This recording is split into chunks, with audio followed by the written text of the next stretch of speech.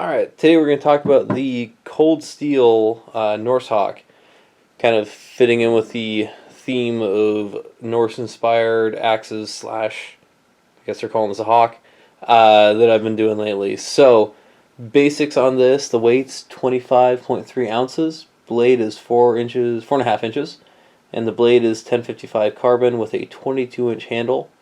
They're saying the overall length is 22 inches, but the handle's 22 inches. The top wing of the blade here goes a couple inches above the handle. The overall length's probably closer to 24. Anyways, so what do I think of this tomahawk, I guess we'll call it? Overall, whole picture, everything considered, I like it. I think it's pretty good. I was not super happy when I got it. So out of the box, this thing, and the packaging is pretty rudimentary. I don't care about that, but so out of the box, this thing was beyond dull. I beat up one of CRKT's Norse axes, either the Freyr or the Freyr, I can't remember which one now, for being dull out of the box, and this thing outstripped that. It was super dull and useless. The CRKT one was dull but barely usable. This was dull to the point of not being usable at all. So I sharpened it up. Since I've sharpened it, the blade is doing great. The material's held up. It holds an edge very well, including my son diving in the dirt a couple times. We'll call it for testing purposes, not because he wasn't listening. Overall, good stuff. So another thing, when I got it, the head was very loose. Like, you grab this thing and just shake it all over the place. So the head design here, it has kind of the same design as some of the CRKT stuff, where the shaft, the handle, is thinner at this end than the top, so the head slides on until it hits the thick point and stops. Now they've also included you can see it, it's a I guess we'll call it a keeper. It's a little screw, or Allen head screw, that goes in there and you cinch it up against the shaft and it tightens the head up. Well, when it came, it was loose, so the head was shaking everywhere, and that pissed me off. I've since tightened it up, and the head does not shake nearly as much. I'd say it's well within reason right now, and it hasn't backed off in any of my using it. So that was an easy fix. It's just super discouraging when you pull something out of the box and rattle it around and it shakes.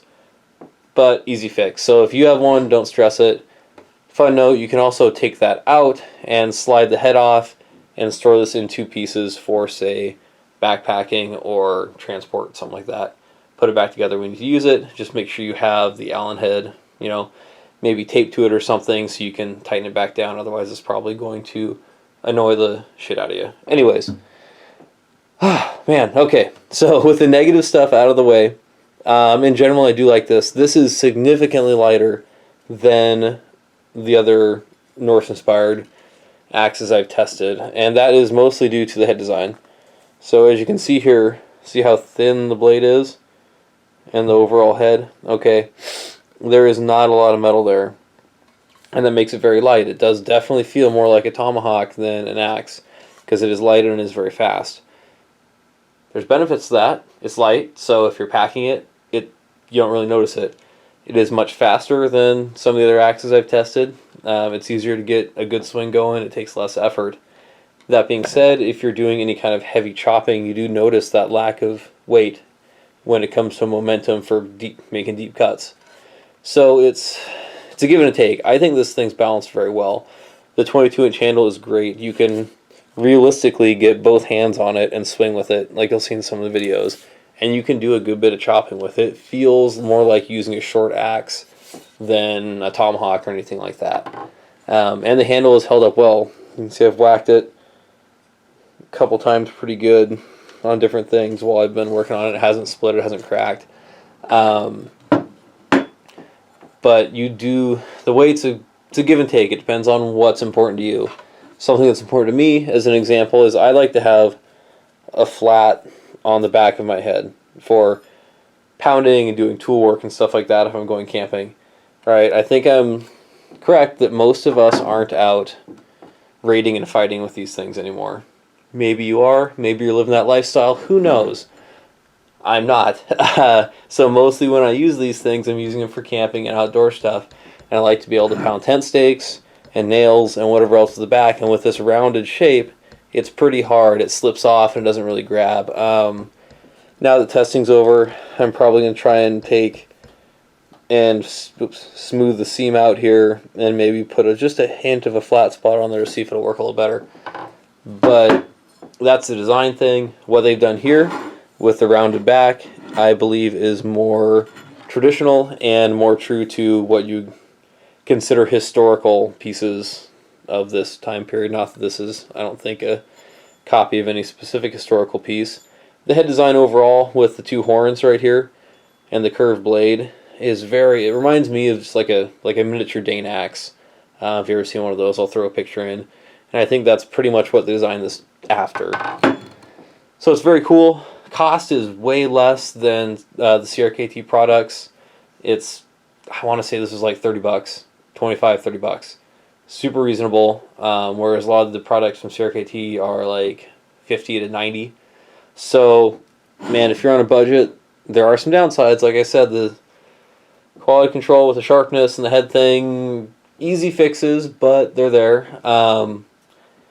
If you're going to use it for a general tool, like I said, I would really like to have that flattened out. It can chop well. I chop some logs with it. It's not a big deal, but you're definitely going to notice the weight issue. But if you're packing it, the weight issue is a good thing because you're not humping a 5-pound axe around. So overall, I like it. I think it's good. I think it fills a niche. It definitely looks cool. It's built at a budget, but it fills that need well and it holds up well from what I've seen. I like the handle coloring on the CRKT ones better. I like the kind of darker walnut look, not the blonde hickory, but oh well. It works and it looks decent, so I'm not complaining.